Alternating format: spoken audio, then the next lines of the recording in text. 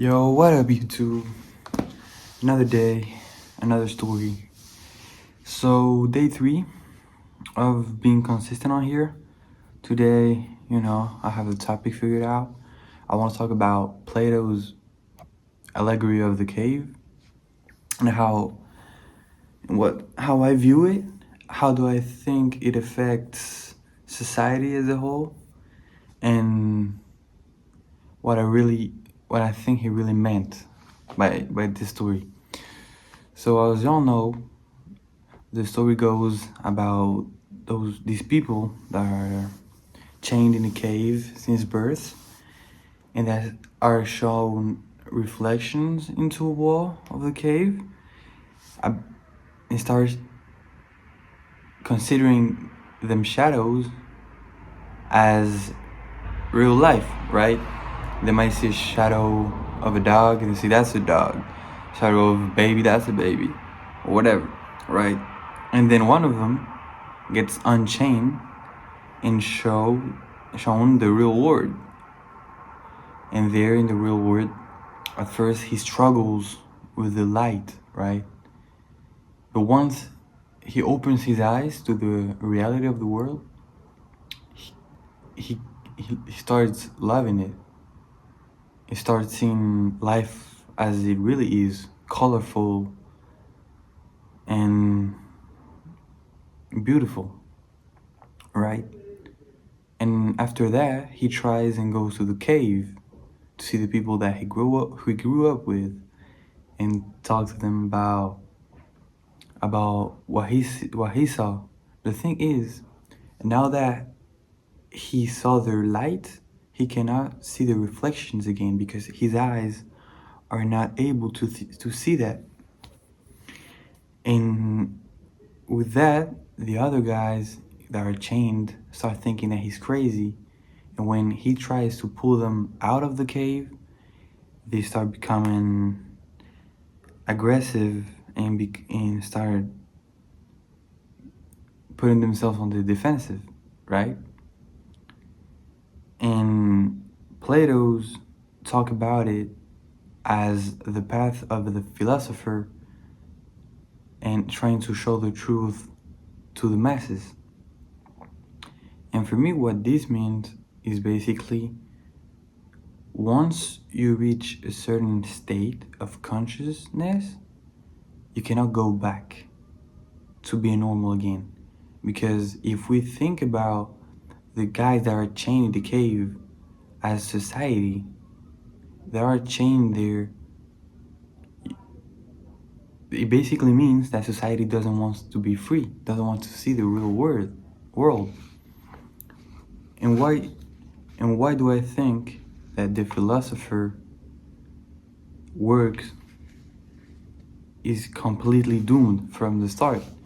Because if you didn't break off your chains on your own and put yourself into the light inside yourself, you cannot truly believe it as a part of yourself. Because by him asking the people on the cave to believe him, he's basically asking of them to forget and rebuild themselves. Because imagine being told one thing all your life, believing it as your reality, and then somebody comes and says what you're thinking is wrong, and it's basically the thing that you have constructed yourself into. So let's say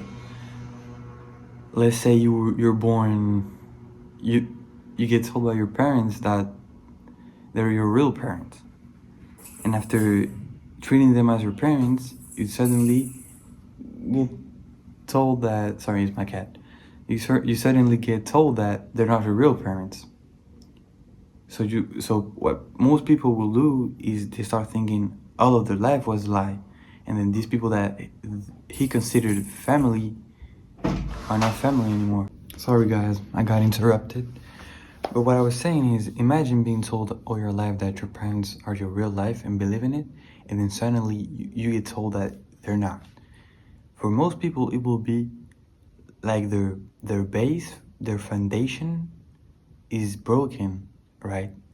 And they will start getting completely disrupted, as they will think that the entire life might be a lie.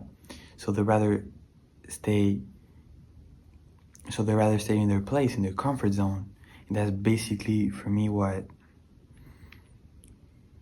the people that was chained in the cave thought about. I'd rather stay here to put myself into the position of thinking that I have been stupid for, let's say, I don't know, 20, 30, 40 years.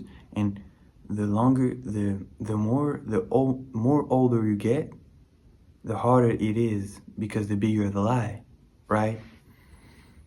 So what I mean by this, and what I wanted to make this video is, would I rather be the philosopher in this case that knows the truth,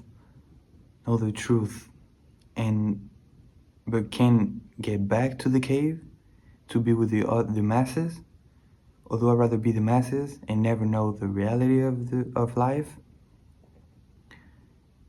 But at least I'll be comfortable, because I think the price of knowledge is too big of a price.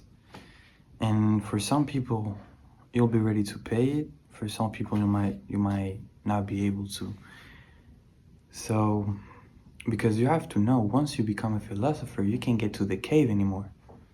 You don't belong in the masses anymore. That's why Plato's tell us that once he get back to the cave, he's not able to see the reflections, because he's not, like, his eyes got used to the light. But for me, what I really think he meant is that you have reached a state of consciousness that is beyond that, and you can't go lower. You know, as when, imagine you get trapped in a building that has different levels, right? And once you reach level 5, you cannot get back to level 3. You cannot get back to level 3, because there you have all the noobs, right? Let's say it's a video game. You have all the new players, and they don't want the experienced players to be with the new players, because they'll be like an balance in the force. You put in the pros with the guy that just got in. It's not going to work. They're going to self-destruct, basically. And I think Plato will mean by that is that once you get the realization of the truth in this world, you cannot act like as if you never did. You cannot act as if you never did. So the thing is, do you rather never get that chance to have that realization and get to the truth of the world, but at least you get to live with the people? Or do you rather know the truth? And for me, I'm truly in a place in mind where I don't know where to place myself, because I don't know if a forever loneliness is worth a little bit of knowledge, or if I rather stay dumb and live a normal life. Because imagine, because I think this is what he meant by a philosopher. Let's say a philosopher is someone that has found the true values of life and is totally out of the systems that might be money or different types of connections, right? I see money, material stuff, and maybe, I don't know, desires. So if you tell him, hey man, how can I don't know, how can you know buy clothes, or like the new clothes that just got out, the new phone, the new iPhone, for example, and he'll say to you, I don't need it. The mess is gonna look at him like, what? You don't need it. How? Because for one, for the philosopher, is like normal to not have these things back, because his focus is on other places that he considers to be of higher value to him. And for the man in the cave, the masses, maybe the new phone is what's worth living, because new phone means a new way to show that you have a good job, or you're someone that, I don't know, has more money than others, or that better status. And maybe that's why most people chase. And when these what seems little things, but down the line it starts becoming bigger and bigger, the philosopher would not be able to connect with the people in the cave again. That's why he meant in the allegory that them pushing him away and treating him of crazy people. Because how many people in this world we see today that says relevant things about the economics and political state of the world, but also, and as people don't want to see that truth in the face, don't want to look it in the face, they treat them as crazy, because it's easier. You treat them as crazy, the whole message that they carry can be thrown away. It's easier than accepting that you might be the one that's wrong, because that's hurting your ego. So again, do I rather know, or do I rather not know, but to connect better? I think it's a question that it's ready to, that is for everyone to choose. Some people don't get to choose, and if you think you get to choose, it's already too late. You're already a philosopher, because I think the people in the cave don't even ask themselves those type of questions, because they don't know that there is a reality away of the cave. So what I mean by this whole video is is the philosopher right, or is he wrong by trying to show them the truth? Should we let people in their places and maybe think that the universe does things really well, and the ones that should be on the cave are going to be let on the cave, and the ones that shouldn't got out should get out of the cave? I don't know, because I think most of the philosophers that we have seen along sorry, my neighbors, most of the philosophers that we have seen in mankind have this hero-like mentality, that they want to save everybody. And I really think that not everybody can be saved, as in Noah's Ark. There's going to be people that, sorry, don't mind them. There's people that are going to be left behind, and they can be saved. And that's also why I think God tried to show us in Noah's Ark, that not everybody can be saved. Some people are meant to drown. Some people are meant to stay in the cave. And who do you rather be? Do you rather drown but with the people, or do you rather live by yourself? And I think, well, I think the question is rather, do you rather be understood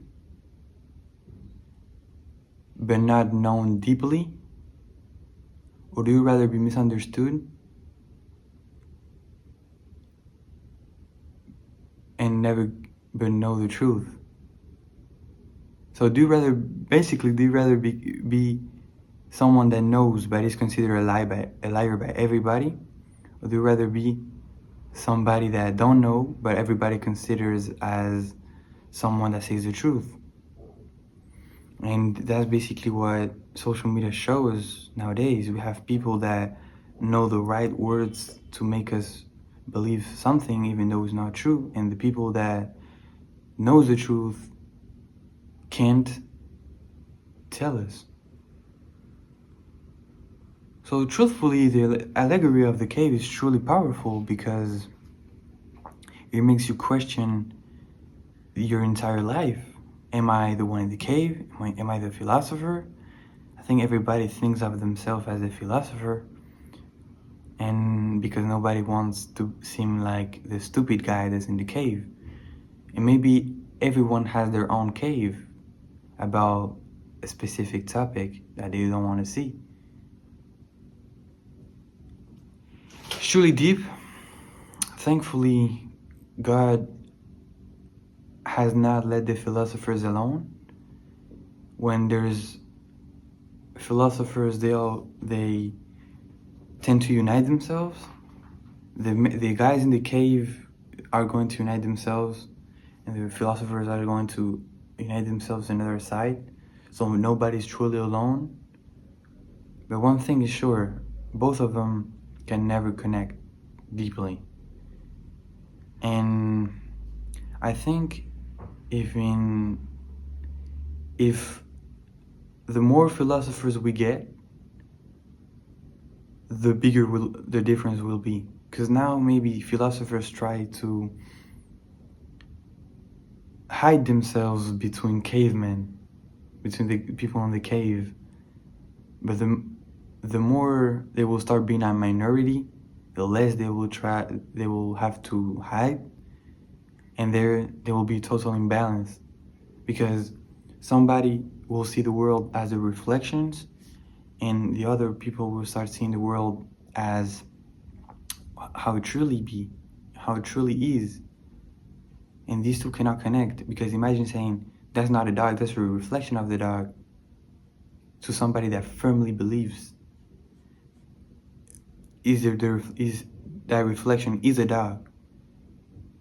It's basic, like every conversation will end up in an argument, and it's just going to get violence out of everybody. Just in like how in the allegory, the people in the cave start becoming violent.